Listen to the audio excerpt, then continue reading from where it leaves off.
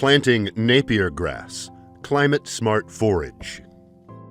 Napier grass, such as the French Cameroon, Bana grass, Uganda hairless, Clone 13, Kakamega 1, Kakamega 2, and Kakamega 3, is one of the highest yielding grasses for forage and fodder. ICYUZUZOTV, the voice of agriculture and livestock. We ask international institutions and NGOs in agriculture to support our cause, which is to show the role of social media in educating youth and women about sustainable agriculture practices to ensure food security, nutritional health, and green environment. We would love to do our talks about agriculture in different languages, but because we are financially disadvantaged, we only do it in Kinyarwanda instead of in Chinese, Swahili, and English. We only do it in Kinyarwanda. Everyone's support is needed so as to put our efforts together and eradicate poverty and food insecurity. You can reach us on our email mbazewili123@gmail.com. Thank you so much. This is ICYUZUZOTV, the voice of agriculture and livestock. Planting Napier grass, climate-smart forage. Napier grass, such as the French Cameroon, Bana grass, Uganda hairless, Clone 13, Kakamega 1, Kakamega 2, and Kakamega 3, is one of the highest yielding grasses for forage and fodder, which can grow in a variety of climate conditions, making it an ideal grass to plant under a changing climate to ensure feed for your livestock.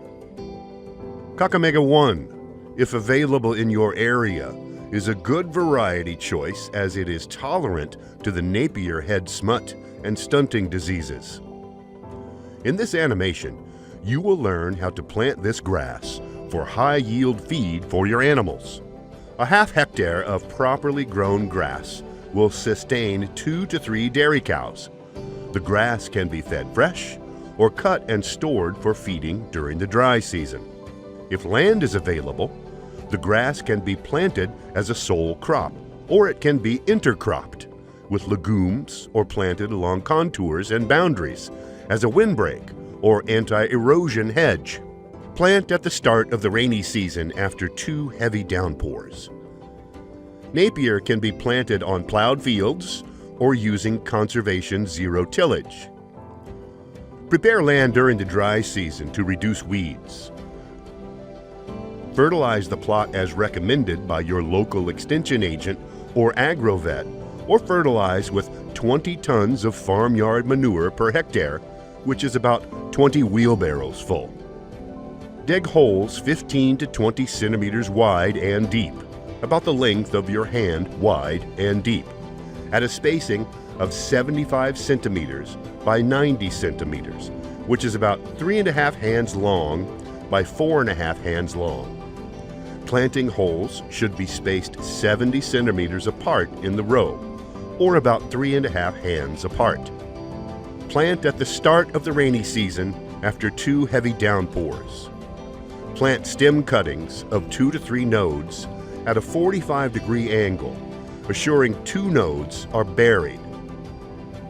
Weed at early growth stages and after every cut.